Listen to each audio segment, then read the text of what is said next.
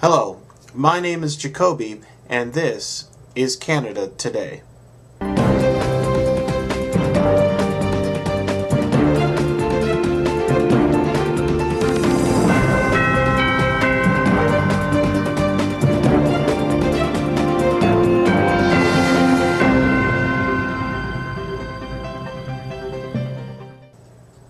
Good evening, Canada.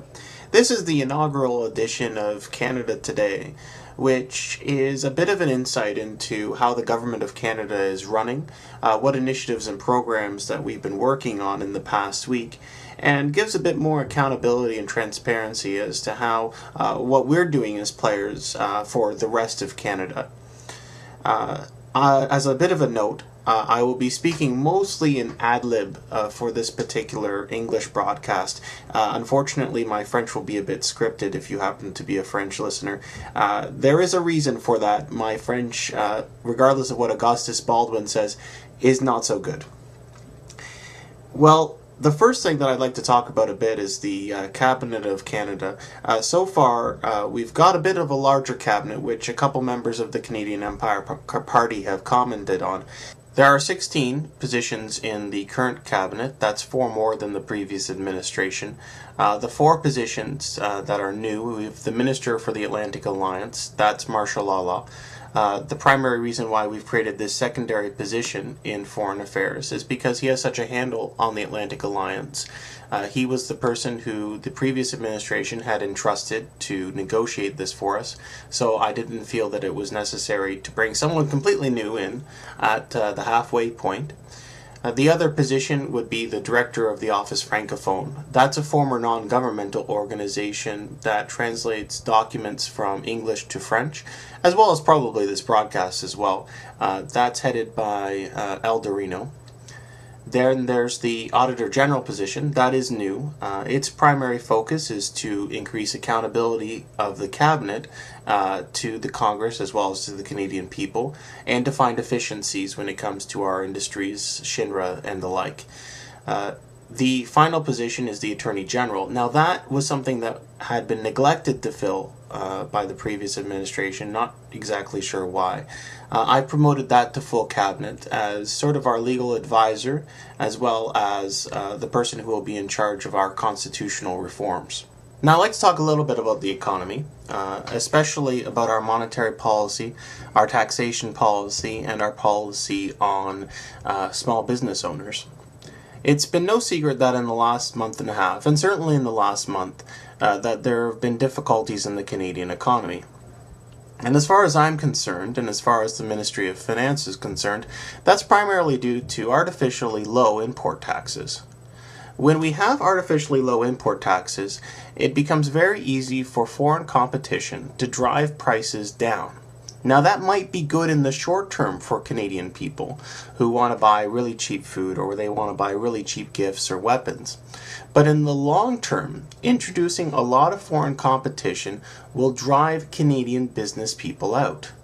And it will certainly prevent a lot of people who would otherwise go and create Canadian jobs from doing so.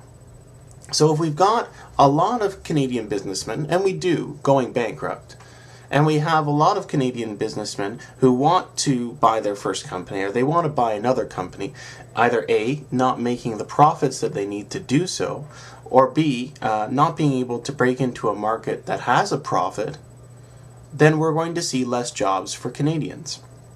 And if we see less jobs for Canadians, we'll see exactly what we have seen in the last 2 months, which have been wages have gone down and down and down and down. So this government's plan, especially when it comes to taxation, is to gradually raise import taxes across the board when it comes to manufacturing and in select industries when it comes to resources. Now we're not talking about a catastrophic increase. We're not talking about 50% or 60% increases. We're talking about 5 to 8, perhaps 10% increases that will raise prices, but will also allow Canadian businesses to expand and allow new players to get into Canadian businesses and start running their own companies. As a business owner myself, I found that one of the highlights of this game is owning a business and managing a business. But it has become very difficult to manage and own a profitable business. You can cajole people about wellness. You can try to offer incentives as much as you want. But if the market conditions aren't there, it's very, very difficult. So this government, in its taxation policy, is going to try to raise the taxes on imports, drive out our foreign competition, and create jobs for Canadians. As for the budget, we will be due to deliver that on the 15th of June, so that is 4 days from now.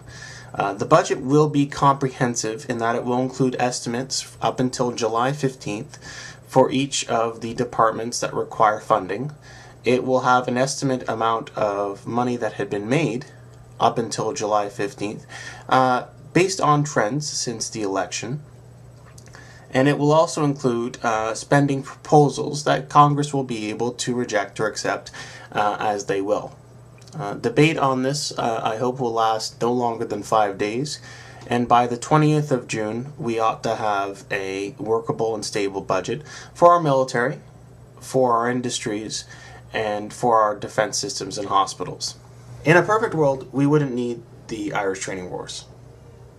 And in a perfect world, we would be kicking ass in France right now, marching our way to the German border in the hopes of freeing our allies there. But the way that geopolitics have gone in the last 2 months, that's probably not going to happen, at least in my first term. So we have to console ourselves with the Irish training wars from now. Primarily, those training wars have been piggybacking off of the American wars, and those happen fairly regularly, and we don't have to pay a cent. That's completely on the house from the Americans, and that's sort of the benefit that we have of being their ally. The problem, of course, is that it's easier to participate in these battles.